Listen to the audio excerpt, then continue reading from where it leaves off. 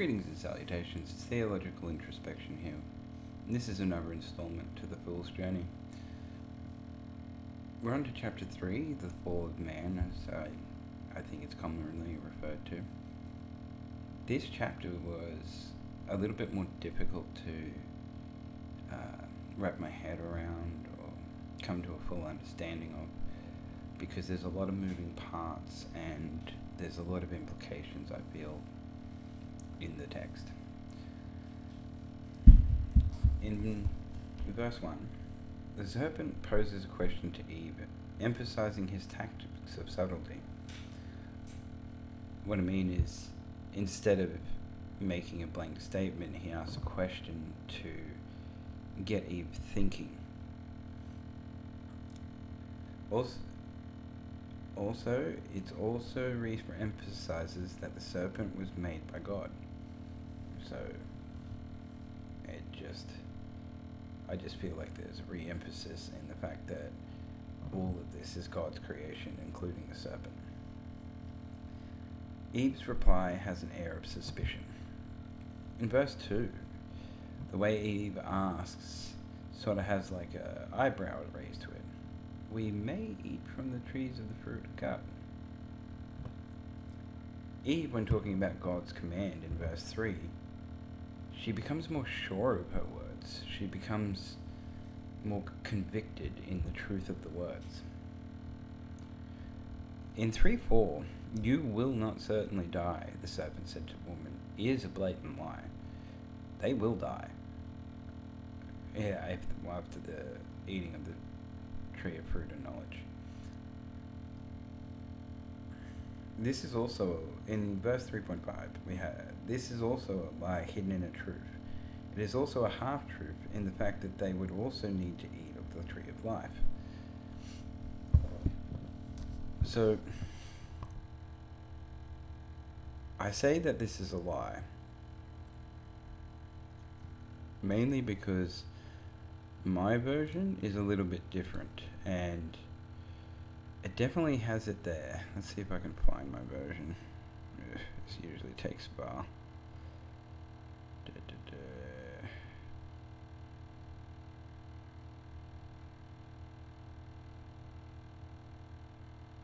There it is.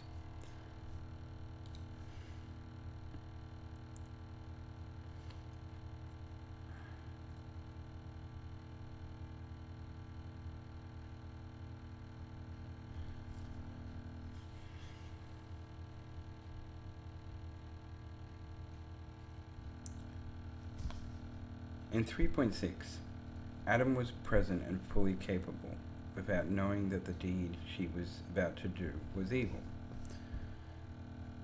So, she is successfully tempted by the serpent, and then, because she can't be aware of her actions being evil, she has no capability of making an accurate assumption. In 3.7, the first thing they notice is their nudity.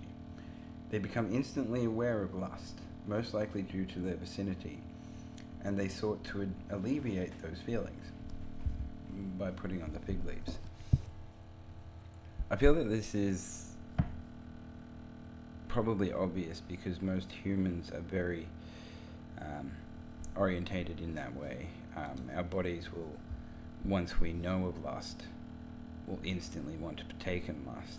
It's probably one of the biggest temptations that we face as human beings, is being able to say no to such a thing, because it's so ingrained in our physiology. It's just a part of life. In 3.8, did God not know yet? In my opinion, this is another sign of the lack of omni-nature of God. This is emphasized by Adam and Eve hiding and expecting it to work even with the newfound power of knowledge. It seems very obvious to me that God wasn't omniscient, that this wasn't some planned event. This was happenstance. Yes, a lot of people will argue that this might have been very obvious, but we're taking it from a point of view where we see humanity on a daily basis. If you'd never seen humanity before, would you be able to come to these assumptions? I don't think so. Especially if all the beings that you had come across beforehand didn't have that same level of free will. In 3.10, they now also know fear, which makes sense as one fears wrath and evil. In 3.11, God has to ask for confirmation. Again, this is just going into the into my thoughts of his lack of omniscience. He also attempts to pass blame to Eve. Oh, sorry, I skipped. 3.12. Even with knowledge of lies, Adam tells the truth. He also attempts to pass blame to Eve in a childlike self-preservation technique. In 3.13, Eve does the exact same thing. In 3.14, God lays blame and curses the serpent. Why would he if he had full control of the serpent? He does not. Cursed above the other animals. Are they also cursed? It is a weird question that actually popped up when I read this verse. He says cursed above the other animals. So are they all going to be cursed as well? 3.15. God makes the enmity between man and woman. It's not caused by the serpent brick. What's the meaning of the reason for this bruising? To bruise the serpent's head, we do kill snakes, and they snap at our heels, aka we become enemies. 3.16. Was childbirth pleasant or joyful before now? And more conception implies it was already occurring. Desire here seems simple and non-problematic, and men being the master might have to do more about protection, or it might be a more simple hierarchy. In 3.17, cursed for his sake. These curses seem more like consequences. The sorrow here seems to arrive at regret, at the loss of Eden and its many fruits and all the different tastes. And we have to go to like plain food. 3.18. Consequences of thorns and thistles. As outside the garden, plants are wild and dangerous. More herbs. So like, basically you were used to the Garden of Eden, which had all the beautiful plants, and none of them like were thorny or thistly, and now you have to go out there. 3.19. The famous dust to dust line. Also, it speaks of bread, indicating God approving processed food, and moreover implying it is now required by man to live. So, what I mean by that is, before that, man, probably like Adam, wasn't eating any processed food in the garden, so there was no bread and there was no anything like that. So it's kind of getting at the point that things maybe now things will rot, and man will have to do things to eat the food to live. In 3.20, Adam only names Eve now. This is less a name and more of a title of purpose. I feel like the names that are given in these chapters are more titles of purpose and less actual names. 3.21. God shows care and love for their protection and comfort. And by giving them these warmer, better clothes, he's showing them how to keep comfortable and warm in the new environment that they're going to have to enter. It very much seems like God is like, your child has scraped its knee and now he's putting disinfectant on it and putting a Band-Aid on it and making sure it's okay. That's a very simple version of what's going on, but I do believe it's a good analogy. 3.22. This is confusing. Mine reads much different from other versions, and the context has changed. In mine it reads as God expressing disappointment in the fact man cannot live forever. Not fear in it, happening. What is the actual reading? I need to ask Richard. I know his is going to be a lot different, but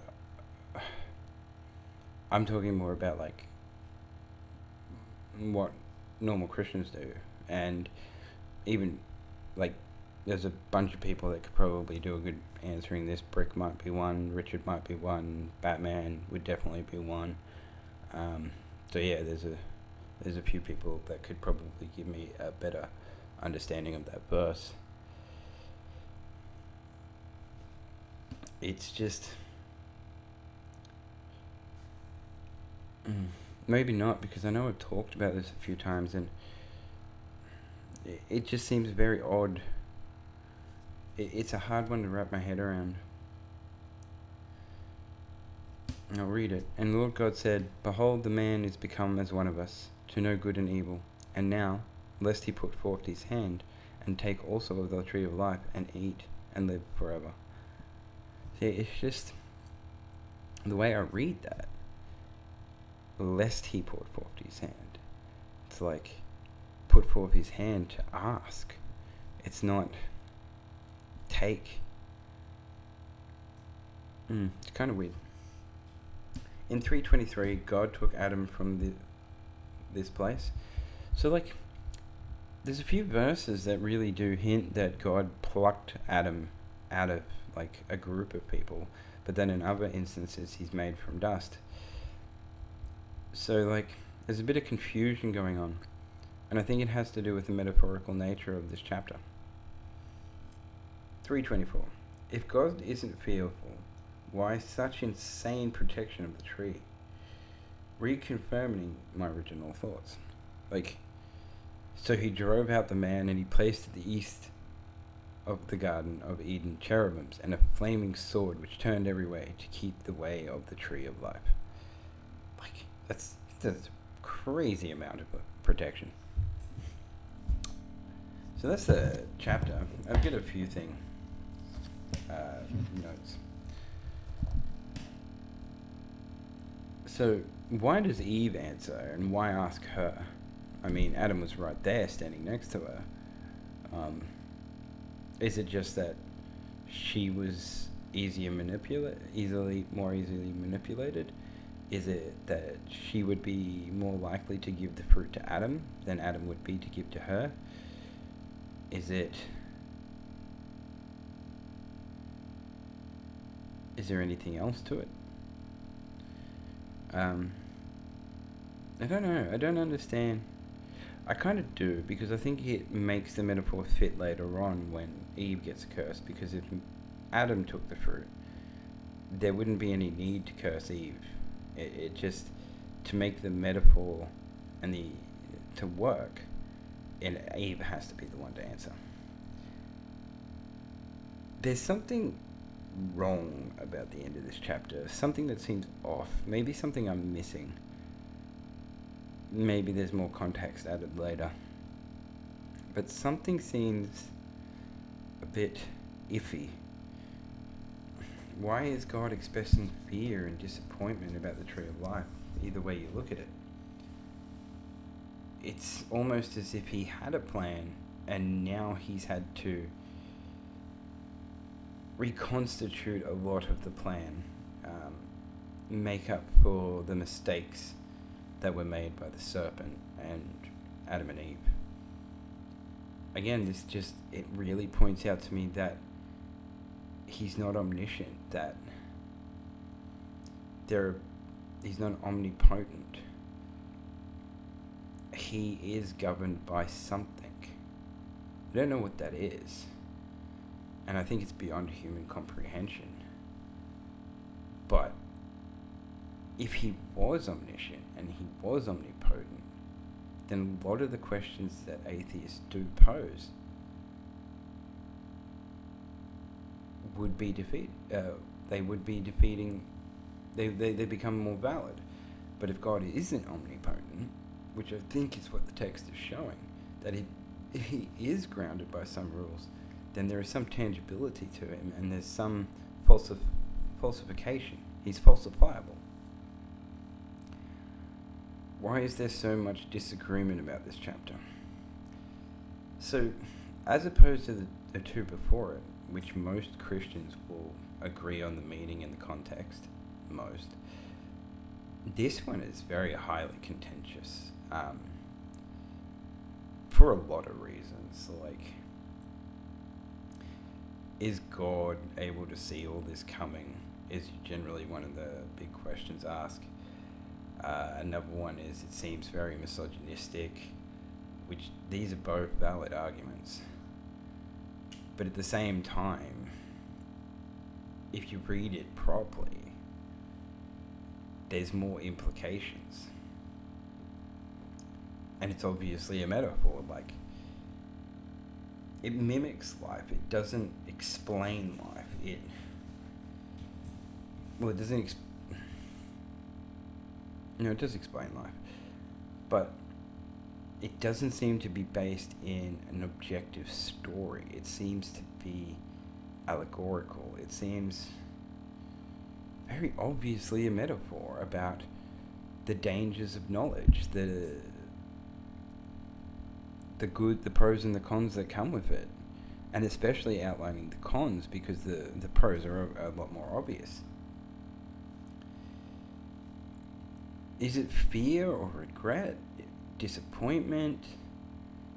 There's emotions that God seems to be feeling in this chapter that are just really not explained by anyone very well, I don't think.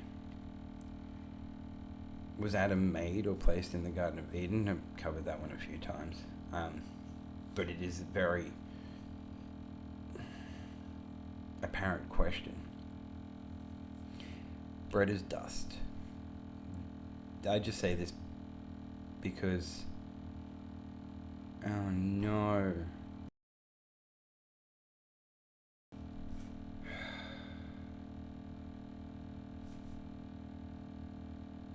Okay, it was still working. Oh my goodness. The bloody screensaver scared the crap out of me there. That is the end of the video anyway, so just a little fun bit at the end there. So I definitely feel like with this chapter, I'm gonna need to go further in or something like that, because no, that doesn't make any sense to me.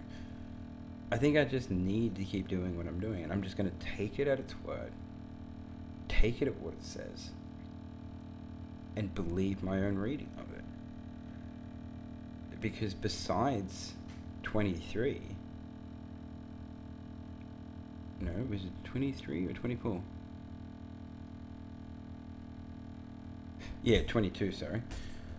Which even then, it's like just a small contention in my brain of what it's saying. And in the end, it doesn't seem that important which way it would go, because the meaning is still there. So yeah, I'm definitely going to stick with my own reading frame from now. I still will ask questions of people. Never don't want to hear other people's opinions on things. It's the best way to challenge my own thoughts and feelings and beliefs. Anyway, if you have watched, thank you very much. Peace and respect and love to all you out there. Latest.